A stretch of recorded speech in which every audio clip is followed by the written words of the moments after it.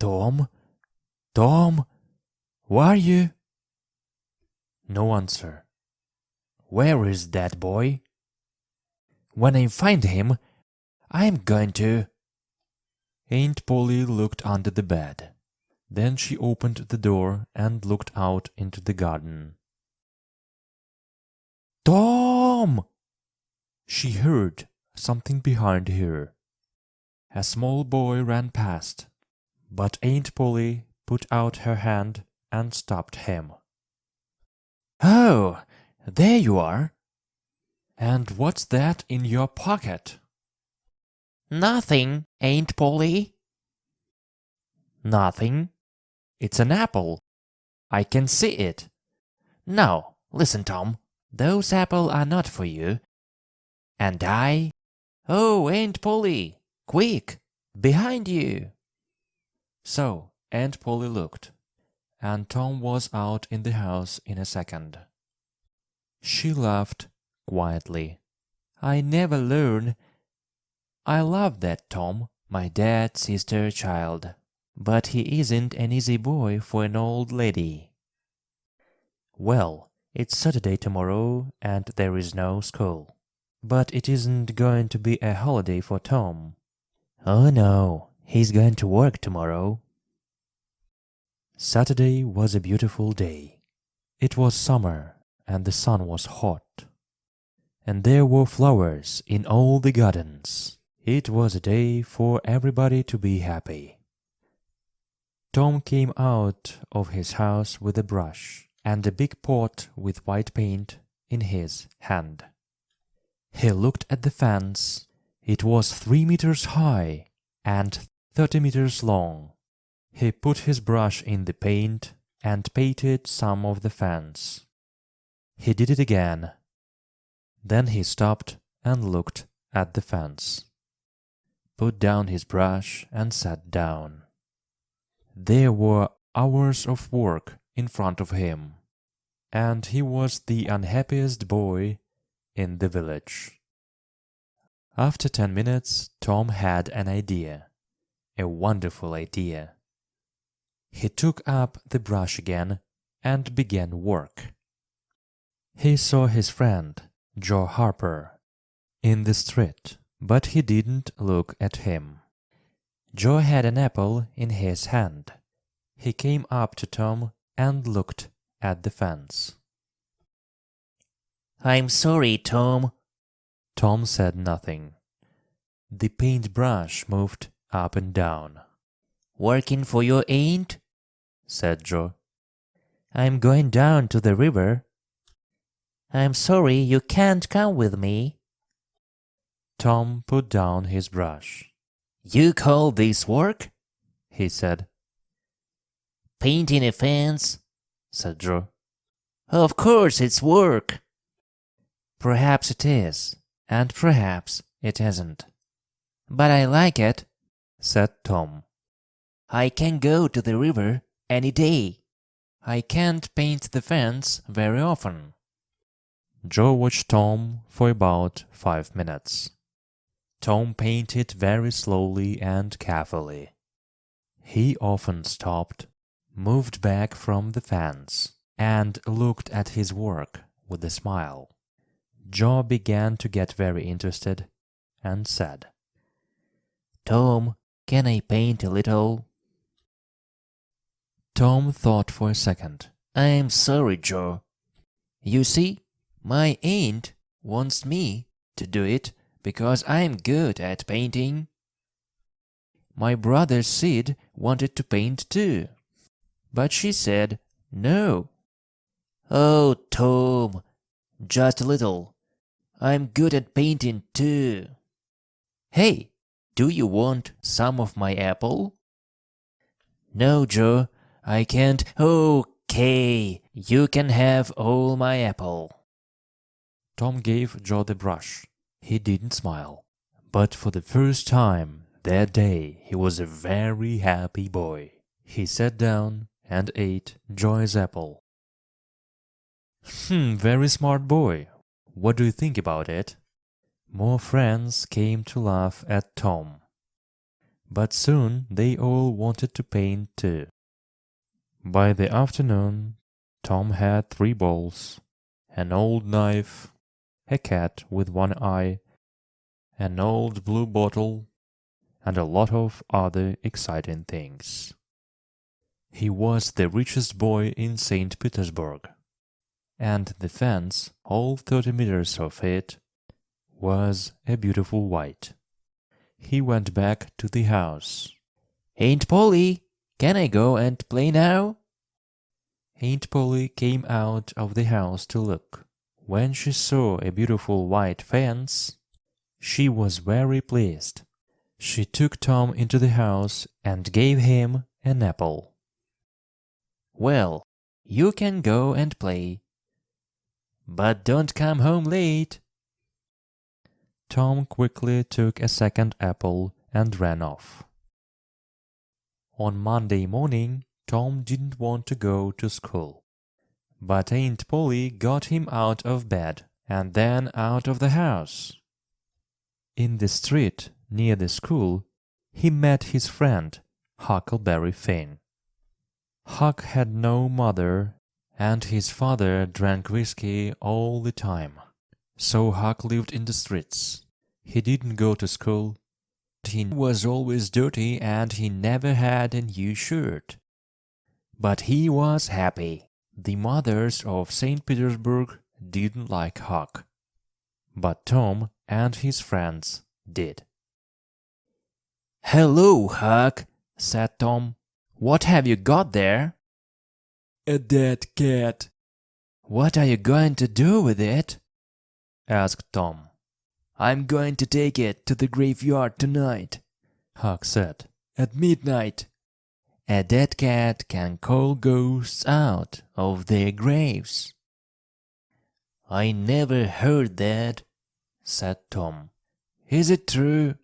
"Well, I don't know," said Huck. "Old Mr. Hopkins told me. Come with me and see. Or are you afraid of ghosts?" "Of course not," said Tom.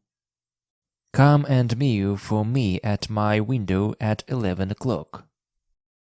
After this, Tom was late for school, and the teacher looked at him angrily. "Thomas Sawyer, why are you late again?" he said.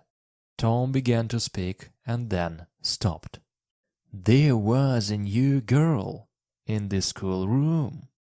A beautiful girl with blue eyes and long yellow hair. Tom looked and looked. Oh, how beautiful she was! And in 2 seconds Tom was in love. He must sit next to her. But how? In the girl's half of the room there was only one empty chair, and it was next to the new girl. Tom thought quickly and then looked at the teacher. "I stopped to talk with Huckleberry Finn," he said. The teacher was very angry. Boys were often late for school. That was bad, but talking with Huckleberry Finn was worse, much worse. The teacher took his stick, and 2 minutes later, Tom's trousers were very hot, and the teacher's arm was very tired. "Now, Tom Sawyer, you go and sit with the girls." Some of the children laughed. Tom walked to the chair next to the new girl, sat down, and opened his book. The other children began to work again. After 10 minutes, the girl looked up. There was an apple on the table in front of her. She put it back on Tom's half of the table. A minute later, the apple was in front of her again. Now it stayed. Next, Tom drew a picture of a house and put it in front of her. "That's nice," the girl said. "Now draw a man." Tom drew a man next to the house. The man was taller than the house, and he had very big hands and very long legs. But the girl liked him. "Can you draw me now?" she asked. Tom drew a girl next to the man. "You draw beautifully. I can't draw pictures." "I can teach you," said Tom. "After school." "Oh, please." "What's your name?" Tom asked. "Becky. Becky Thatcher." Just then Tom felt a hand on his head. It was the teacher. He took Tom by the ear and moved him back to his chair in the boys' half of the room. Chapter 2. In the Graveyard. That night Tom went to bed at 9:30. He waited for Huck's mail, and at 11 o'clock it came. He climbed quietly out of the bedroom window, and then he and Huck walked out of the village with the dead cat.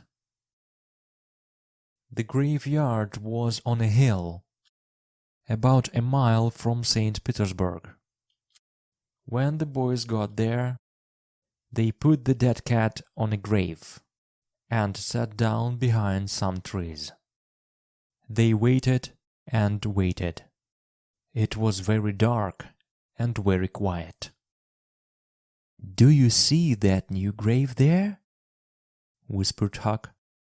"That's Horace Williams' grave. He died last week." "Perhaps he can hear us," Tom whispered back. "Do you think he can, Huck?" "I don't know, but—" "Shh! Oh, Tom, what is it?" "Shh!" whispered Tom. "I can see something. Look!" Huck moved nearer to Tom. "Ghosts," he said. "3 of them. They are coming here, Tom. Oh, let's go home." "They can't see us," Tom whispered. "Not here."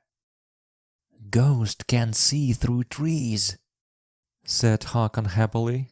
"They can see through everything."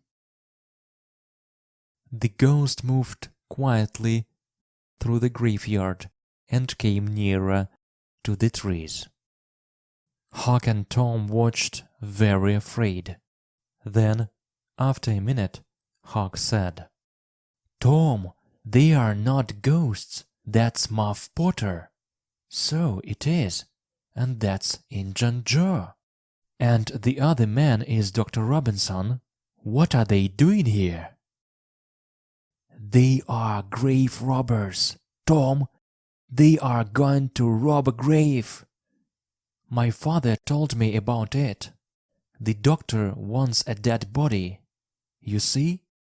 He cuts it up because he wants to learn about—" "Shh!" said Tom. "They are getting near." The 3 men stopped at Holmes Williams' grave, and Injun Joe and Muff Potter began to dig. 10 minutes later the grave was open. "Now, doctor," said Muff Potter, "you want us to take the body to your house? That's $5 more." "No," said the doctor. "I gave you the money this morning. I'm not giving you any more." "Now, you listen to me, doctor," said Injun Joe. "I want that money. Do you remember a day 5 years ago? I came to your house and asked something to eat, and you gave me nothing. Nothing! So give me that money." He took the doctor's arm, but suddenly the doctor hit him, and Injun Joe fell to the ground. "Don't hit my friend!" cried Muff Potter. He jumped on the doctor, and the 2 men began to fight. It all happened very quickly, and the two boys watched with open mouths. Injun Joe got up. He had Muff Potter's knife in his hand now, and he moved behind the doctor. Then the doctor hit Muff Potter on the head. Muff fell to the ground, and at the same moment the knife in Injun Joe's hand went into the doctor's back. The doctor fell to the ground on top of Muff Potter, and he didn't move again. The two boys could watch no more. Very quietly they moved away from the trees, and then ran out of the graveyard and back to the village. Injun Joe stood by House William's grave and looked down at the two men. Then he put the knife into Muff Potter's hand and sat down. 3, 4, 5 minutes went by. Potter moved a little and opened his eyes. "What happened, Joe?" he asked. "This is bad, Muff," said Joe. "Why did you kill him?" Muff looked at the doctor's dead body, then at the knife in his hand. "Me? Did I kill him?" His face went white, and the knife fell from the hand. "It's the whiskey, Joe. I never fight with the knives usually. Oh, why did I drink all that whiskey tonight? I don't remember anything." "It's okay, Muff," said Joe. "I'm not going to tell anyone. You get away quickly. Go on. Go now." Muff Potter got up and ran away. Joe watched him for a minute. Then he carefully put the knife next to the doctor's body. Then he too left the graveyard. The next day the sheriff's men found the doctor's body in the graveyard and Muff Potter's knife. That night Muff came to the graveyard to get his knife, but the sheriff's men were there and they took Potter to St. Petersburg's little jail. And there Muff sat for 4 weeks and waited for his trial. Tom and Huck couldn't forget that night in the graveyard. They were very unhappy and very afraid. "What are we going to do?" said Tom. "Muff Potter didn't kill the doctor. Injun Joe did. We saw him." "I know," Huck said. "But what can we do? We can't tell anyone. I'm afraid of Injun Joe. He's dangerous, and he is a killer. Do you want a knife in your back?" "Yes, I'm afraid of him too," Tom said. He thought for a minute. "I'm sorry for Muff Potter, but you are right, Huck. We can't tell anyone about Injun Joe." Chapter 3 On Jackson's Island. The summer holidays came, and there was no school. Tom didn't want to think about Muff Potter and Injun Joe, but it wasn't easy.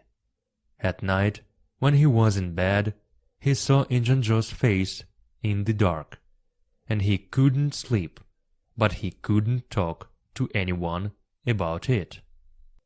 One hot summer's day he and Joe Harper were down by the Mississippi River. They sat and watched the boats, and fished and talked. "Let's get away from here," said Tom suddenly. "Let's go and do something exciting somewhere." "Okay," said Joe. "But what? And where?" "I know," Tom said. "Let's run away. Let's go and live on Jackson's Island. We can sleep out under the trees." Jackson's Island was in the Mississippi, 3 miles south of St. Petersburg. Nobody lived there. "Let's ask Huck Finn, too," said Tom. "But don't tell your mother or father or anyone. Go home and get some things to eat, and meet me here at midnight." So, that night 3 boys in a small boat went down the river to Jackson's Island. They had some bread and some meat, and Huck had his pipe too. When they got there, they carried everything on the island and made a fire under a big old tree. Then they cooked some of the meat over the fire, and oh, that meat was good! The best dinner in the world. Soon they stopped talking, their eyes closed, and they slept. The next morning Tom woke up with the sun on his head and a smile on his face. Then Huck and Joe woke up, and the 3 boys ran down to the river to swim. After that they fished, and soon they had about 6 big fish for their breakfast. They cooked the fish on their fire and ate them all. They were very hungry. "That," said Joe happily, "was a wonderful breakfast." After breakfast they walked through the island, swam some more, talked, fished, and swam again. They came back to their fire in the afternoon. Suddenly Tom looked up and said, "Listen, can you hear boats?" They listened, and then ran across the island to look down the river. There were 20 or more boats on the water. Every boat in St. Petersburg was out. "What are they doing?" asked Joe. "They are looking for a dead body, I think," said Huck. "They did that last summer when Bill Turner fell in the river and drowned." "Who's dead, do you think?" asked Joe. The boys watched the boats. Suddenly Tom cried, "I know! Who is dead? It's us! They are looking for us!" This was wonderful. Tom looked at his friends. "We are famous," he said. "Everybody in St. Petersburg is talking about us, and they all feel sorry for us." Night came, and the boys went to sleep. But Tom didn't sleep, and when morning came, he wasn't there. "Huck, where is Tom?" cried Joe. "I don't know," Huck began, "but look, there he is. He's swimming across to the island now. Hey, Tom!" At breakfast Tom told his story. "I went home last night," he said, "and listened at the window. Joe, your mother was there, too, and she and Aunt Polly cried and cried. I heard some very interesting things. On Sunday there is going to be a big funeral at the church. For us. And listen, I've got a wonderful idea." Huck and Joe listened and laughed, and yes, it was a wonderful idea. That night the boys cooked some more fish, and after dinner Huck got out his pipe and began to smoke. "Can we smoke too?" asked Tom. "I want to learn." So Huck made pipes for Tom and Joe, and the 3 boys sat and smoked. "Hey, I like smoking," said Tom. "It's easy." "It's nothing," said Joe. "I'm going to smoke every day." But after 10 minutes Tom and Joe got quieter and quieter, and their faces went an interesting color. "I'm going for a little walk now," said Tom. He stood up carefully and walked away into the trees. "Me too," said Joe quickly. The two boys came back an hour later, but they didn't smoke their pipes again. On Sunday morning there were no happy faces in St. Petersburg. Aunt Polly and Joe's mother and father were in the church, and all the boys' friends. The minister said some very nice things about the three boys, and the boys' families cried and cried. Everybody cried, and little Becky Thatcher didn't stop crying for 1 second. There was a small noise at the back of the church, but at first nobody heard it. Then the minister looked up and suddenly stopped speaking. Everybody turned to look. Their mouths opened and stayed open. And into the church came the three dead boys. Tom first, Joe next, and then Huck. For a second nobody moved or spoke, and then the noise began. Aunt Polly and Joe's mother ran to the boys and took them in their arms. Aunt Polly cried and laughed and cried again. "Oh, Tom," she said, "you are a bad boy, but I love you." Suddenly the minister called out, "Oh, happy days! Sing, good people of St. Petersburg, sing and be happy." And everybody sang and smiled and laughed for a long time. It was St. Petersburg's happiest funeral. The weeks went by, and the judge came to St. Petersburg. On the day before Muff Potter's trial, Huck and Tom met in the street near Tom's house. Huck was unhappy. "Tom, you didn't tell anyone about, "No, I didn't. But, Huck, what about Muff?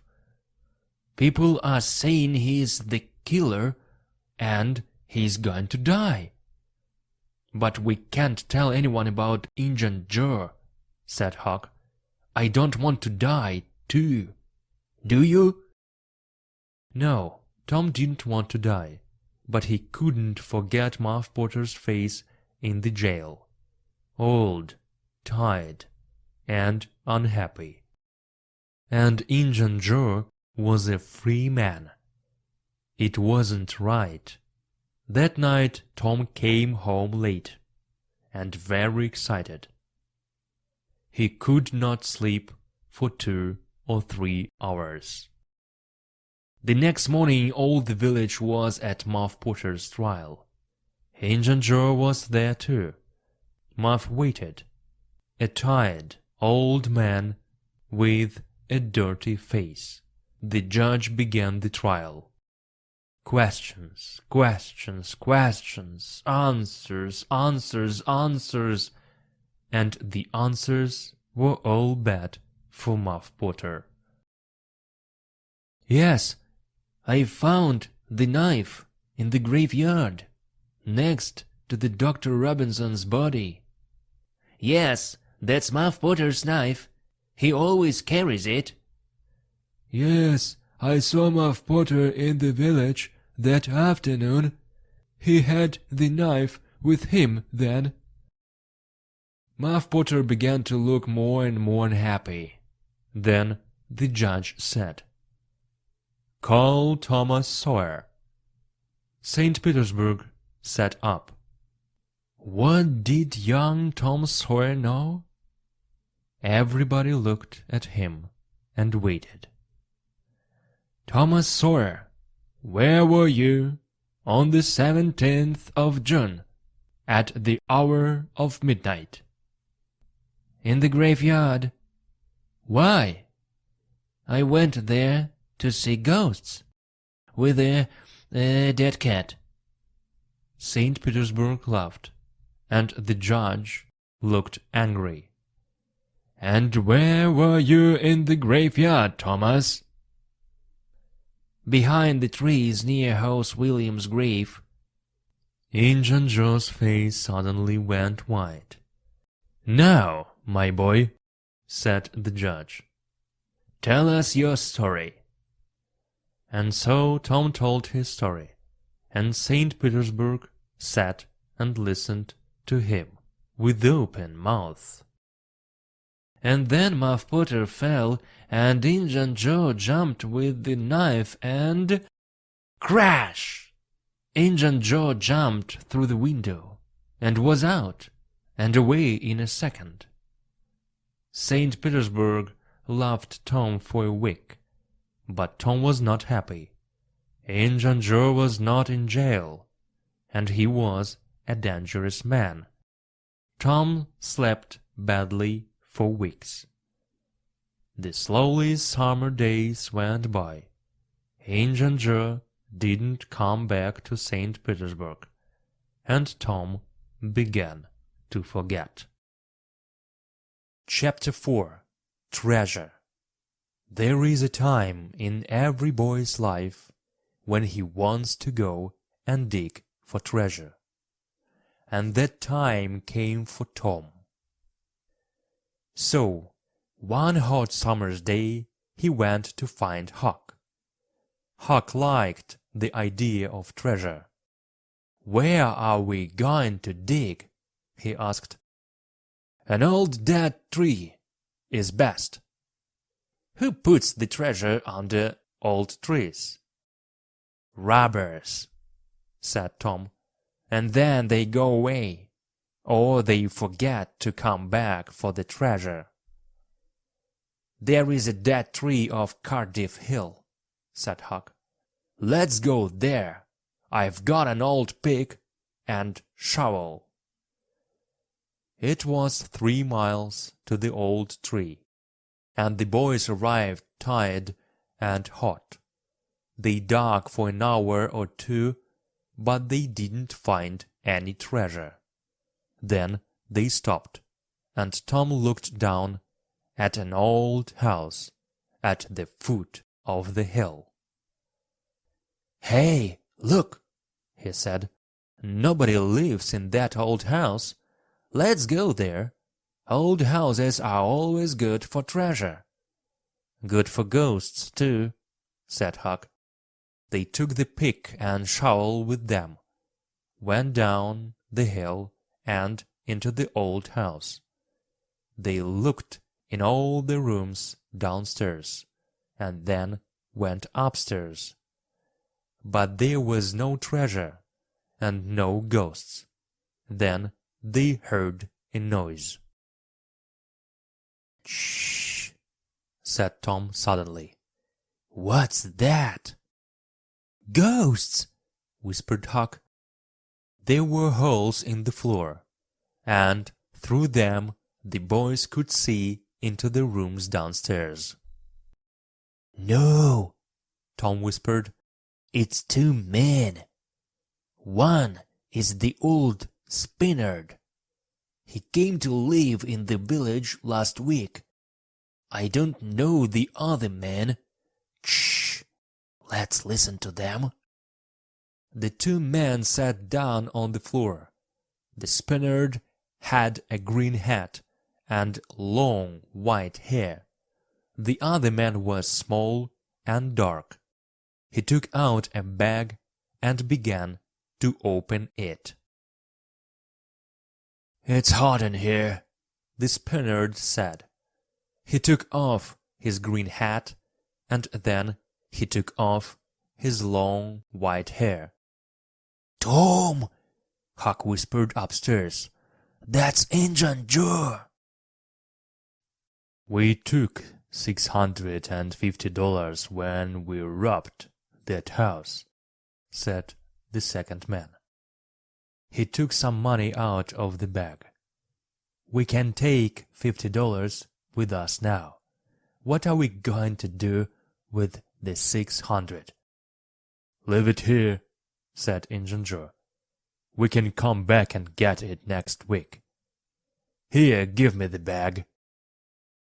He walked across the room to the fireplace, moved two big stones from the floor, and began to dig with his knife. Upstairs, the two boys watched excitedly. "Treasure! $600 of wonderful treasure!" Injun Joe stopped digging. "Hello, what's this?" he said. "There is something here. It's an old box." The two men got the box out and opened it. "It's money," said Injun Joe's friend. Injun Joe put his hand into the box. "There are thousands of dollars here," he said, and the two men looked at the money with happy smiles. "But who?" began Injun Joe's friend. "Don't ask," Injun Joe said. "It's our money now. We can't take it with us today," said his friend. "What can we do with it? Put it back under the floor?" "Yes," said Injun Joe. Happy faces upstairs. "No!" Very unhappy faces upstairs. "Let's put it under the cross. Nobody goes there. We can take it there tonight." When night came, the two men carried all the money away. The boys didn't go after them because they were afraid of Injun Joe, but they wanted very much to find that cross. For a week the two boys thought and thought about the treasure. It was under the cross. But where was the cross? In St. Petersburg the boys watched the Spaniard carefully, but they didn't see a cross, and they didn't find the treasure. Chapter 5. In the Cave. The next Saturday was Becky Thatcher's birthday, and all Becky's friends were very excited. "It's going to be a wonderful day," Becky told Tom. "We are going to have a picnic by the river. After that, we can visit McDowells Cave."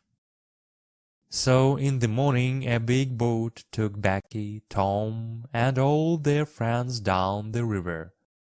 There were some of old children on the boat too, but all the mothers and fathers stayed at home. Picnics are better without them. And it was very happy, noisy picnic. After picnic, the children took out their candles and ran up the hill to the cave. The mouth of the cave was dark, and some of the children were afraid at first. But caves are exciting, so in the end everybody went in.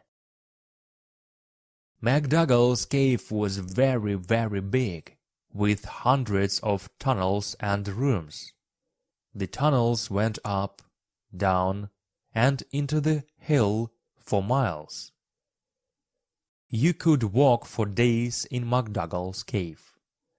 Nobody knew all the cave, but many people knew the tunnels near the door. You could play all day in these tunnels. Tom, of course, knew them well. For hours the children walked and ran through the cave, up and down the tunnels, in and out of the rooms. In the evening they came out and walked down the hill to the boat, tired but happy. When the boat arrived back in St. Petersburg, it was dark. Huck Finn saw the boat, but he didn't know about the picnic. He didn't go to birthday picnics, of course, because the mothers of St. Petersburg didn't like him. But tonight Huck was only interested in treasure, Injun Joe's treasure. Injun Joe was in an old building by the river, and Huck waited in the street near the building. Perhaps, he thought, Injun Joe's cross is in there, and the box of money. I must wait and watch. I can't tell Tom about it tomorrow. But Injun Joe didn't come out. And midnight it began to rain, and Huck waited all night in the cold street. In the morning he couldn't move, and he couldn't speak. He felt cold, then hot, then cold, then hot again. Mrs. Douglas, a woman from the church, found him in the street. She took him to her home and put him to bed. And there he stayed for 2 weeks. He was very ill, and so he didn't hear about Tom and Becky. But on Sunday morning all St. Petersburg knew about Tom and Becky, because they were not on the boat when it came back to the village. Where were they? Were they lost in the cave? And were they alive or dead? At first Tom and Becky played with their friends in the cave. Then Tom wanted to go down a new tunnel, and Becky went with him. They walked and talked, and went into a second tunnel, then a third. Sometimes Tom put a mark with the candle smoke on the tunnel wall. He wanted to find the mouth of the cave again. Then they came out of the tunnels into a big room. There were hundreds of bats in this room, and the candles woke them up.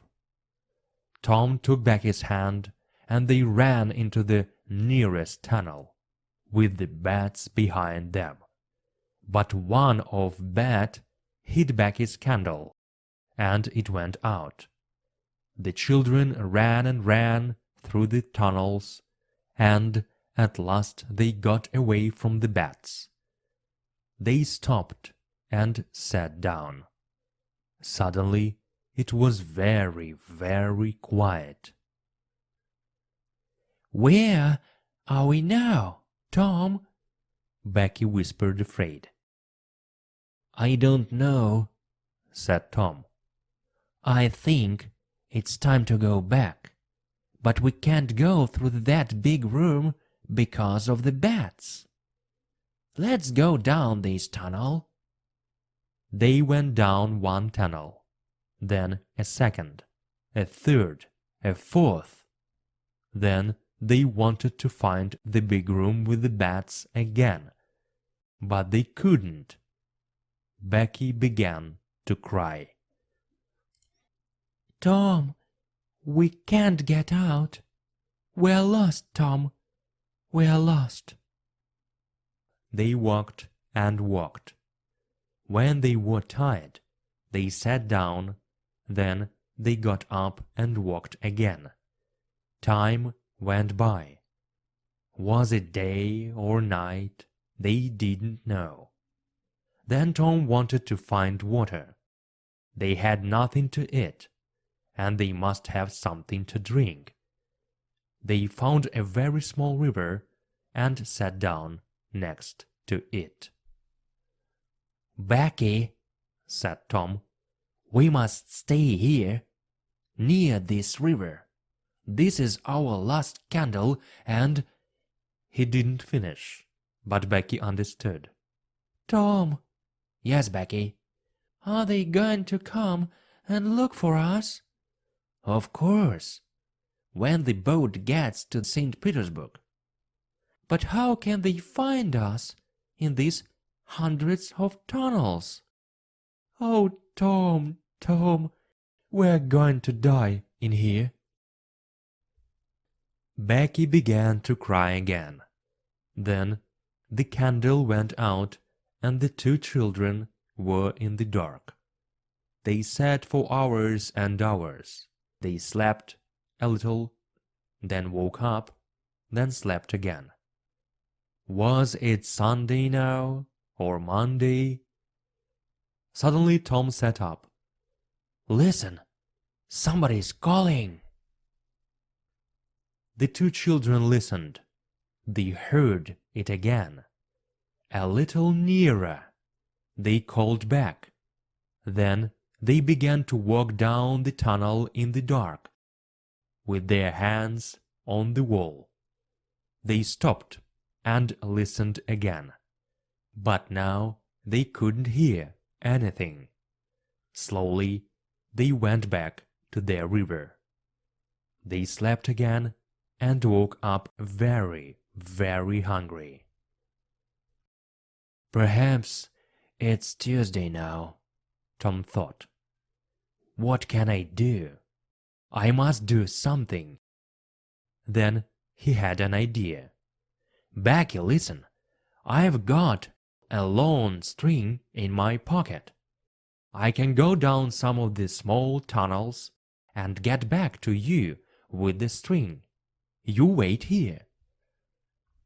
Slowly and carefully, Tom went down the first tunnel on his hands and knees. Then the tunnel wall on his right finished, and there was nothing.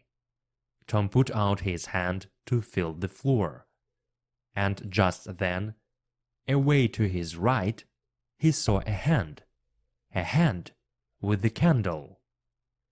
At once Tom called out, "Help!" he cried. The hand moved, and Tom saw an arm and a face. It was Injun Joe. Tom was very afraid, but Injun Joe was afraid too, and he quickly ran away down the tunnel. Tom went back to Becky, but he didn't tell her about Injun Joe. Tom waited for an hour, then went into a different tunnel with his string, then a third tunnel. It was Tuesday evening, and St. Petersburg waited. Many of the villagers were in the cave, and they looked for the children day and night. But they heard nothing, saw nothing, and found nothing. Then, late that evening, there was a sudden noise in the street. People began to run to the thatcher's house. "They are here! Becky and Tom are here!" Most of the village came to listen to Tom's story. "It was in the 6th tunnel," he told them. "I went to the end of my string, and suddenly I could see daylight. There was a little hole in the cave wall. I put my head out, and there was the river right under my nose. I went back and got Becky, and we climbed out through the hole. Then we stopped a boat on the river. We were 5 miles from the mouth of the cave." Tom was very tired after his 3 days in the cave, and he went to bed and stayed there for 2 days. He heard about Huck and went to see him on Sunday, and then every day, but Mrs. Douglas was always in the room. "You can just say hello," she told Tom. "and then you must go. Huck is very ill, and he needs to sleep." So Tom couldn't talk about anything exciting, and he could not tell Huck about Injun Joe. One day, about 2 weeks after the picnic, Tom was in Becky's house, and her father came in. "Well, Tom," Mr. Thatcher said, "would you like to go back to the cave again, one day?" "I'm not afraid of that cave," said Tom. Mr. Thatcher laughed. "There are a lot of people like you, Tom, but nobody is going into the cave again. There are big doors across the cave mouth now, and nobody can open them." Tom's face went white. "But Mr. Thatcher, Injun Joe is that cave." An hour later, 50 men were at the cave, and they opened the doors. Injun Joe was on the ground, dead, his face to the door, and his knife in his hand.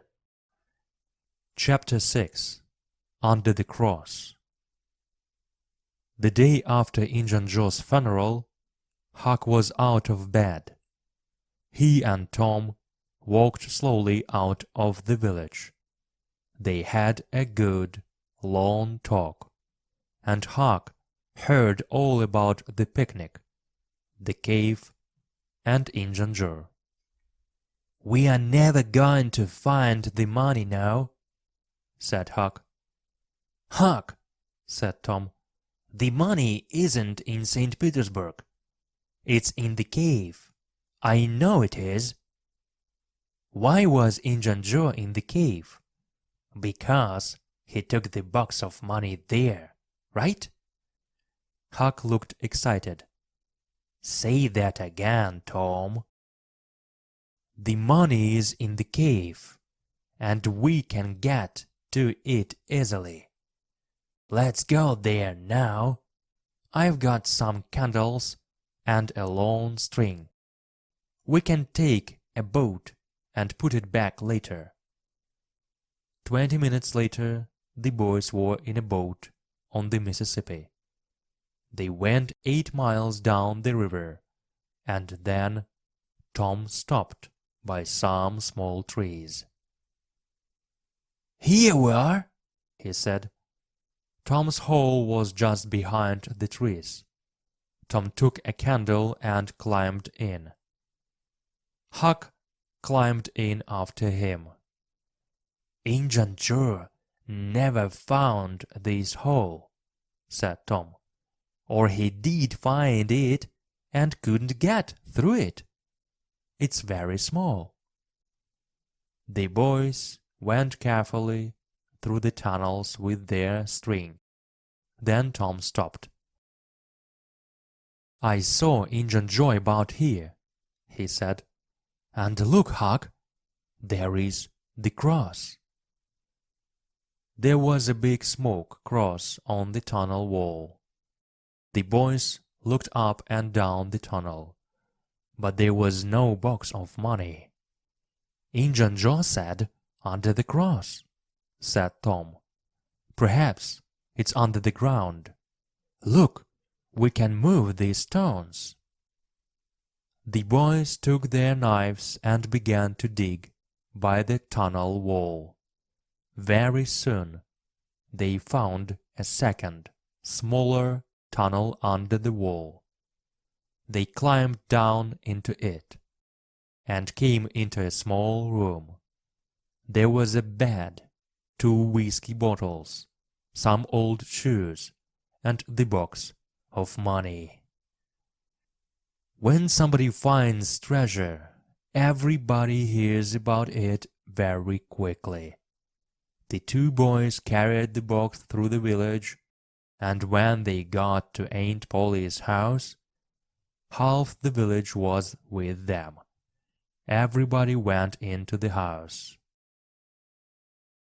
"Oh, Tom, Tom," cried Aunt Polly, "what is it now?